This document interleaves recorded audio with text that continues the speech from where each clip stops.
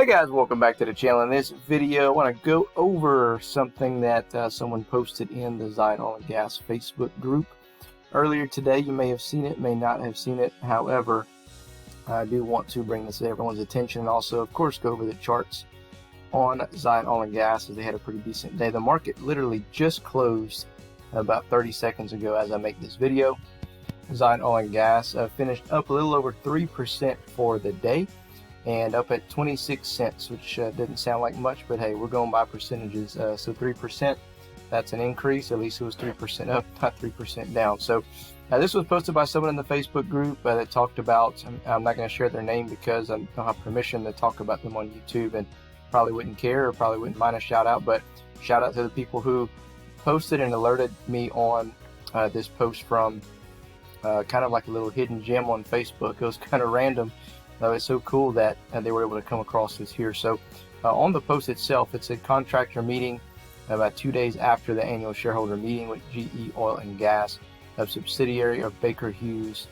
So this guy here, we're not going to talk and tell you who this person is because we don't want to release obviously their information on Facebook because we don't want people to go and blow them up and bother him constantly. So it says time 2:30 a.m. morning check after check-in to room with my manager safety officer GE Oil and Gas in Dubai, a two-way relationship meeting about oil and gas with chief executive officer Zion Oil and Gas Israel and my company GE Oil and Gas Dubai, time 10:30 a.m.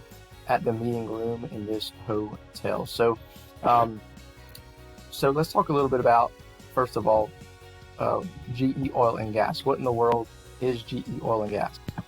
GE Oil and Gas was a division of General Electric that owned its investment in the petroleum industry. In July 2017, the division was merged with Baker Hughes. The division supplied equipment for the petroleum industry, including drilling, subsea, and offshore, onshore LNG, distributed gas, oil pipeline, and oil storage, all refinery and petrochemical. Okay. GE Oil and Gas also designed and manufactured surface and subsea drilling and production systems, equipment for floating production platforms, gas compressors, gas turbines, turbo expanders, high pressure reactors, industrial electricity generation. GE Oil and Gas also provided pipeline integrity solutions, sensor-based measurements, inspection and condition monitoring, controls, and radiation measurement solutions. In 2016, and goes on to talk about that the amount of people that they employ, 37,000, serving customers in over 140 countries. So why would they be meeting with these people? Well, again, mostly speculation, pretty much all speculation, but in my opinion, some good speculation at this point. It says GE Transportation in the UAE. So this is transportation. This is just one of their subsectors on their website of their services. They have a lot of different things that they do, but it says getting oil from the ground to the end users is complex. In the UAE, GE's transportation business has engines-propelled tugboats that pull ADNOC tankers as well as Saudi Aramco boats to where they need to be loaded with oil for export. GE's reliable engines power a smooth supply chain that requires perfect timing along with integrated technology to filter emissions without using chemicals. The new UAE railway is scheduled for completion by 2018, so that was far back before 2018. That will connect all 6 GCC states by the rail for the first time. GE Transportation has production and solutions that will be able to support and build sustainable railway infrastructure, products and services, marine engines, trip optimizer, power haul locomotive. It's pretty interesting, guys, that we come across this. Obviously, like I said, very, very speculative, but good speculation on my part is why would they be meeting with ZNOG? Why would they do it right after the annual shareholder meeting? So it'd be interesting to see if we get some type of news, whenever we do have some type of update that talks about this particular company. That would be kind of neat if we did see that, so because we don't know what happened behind the scenes. We don't know exactly what was discussed. We don't know if any deal was reached or not.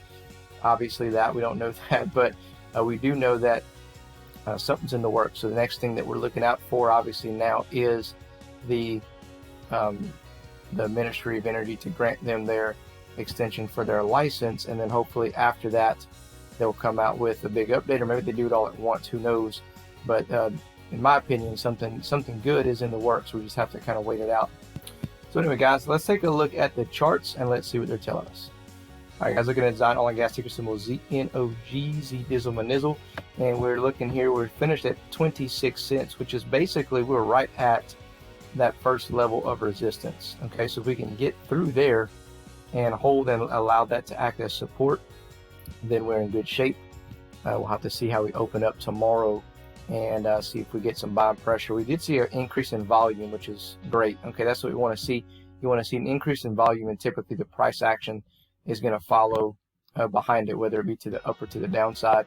And right here, as you see, the volume's picking up, little green candle here, so typically means that next candle here should hopefully be another green one, and we can start making our way up to test that next resistance level of about 30 cents and 34, and then you have 42 all the way at the top. So I just keep in mind, guys, none of this is confirmed. This is all just, you know, something that was found due to research by some people, and but it doesn't mean it's nothing either, right? So until the company comes out and says something, though, however, I just want to be clear on, you know, this was not any type of announcement from the company.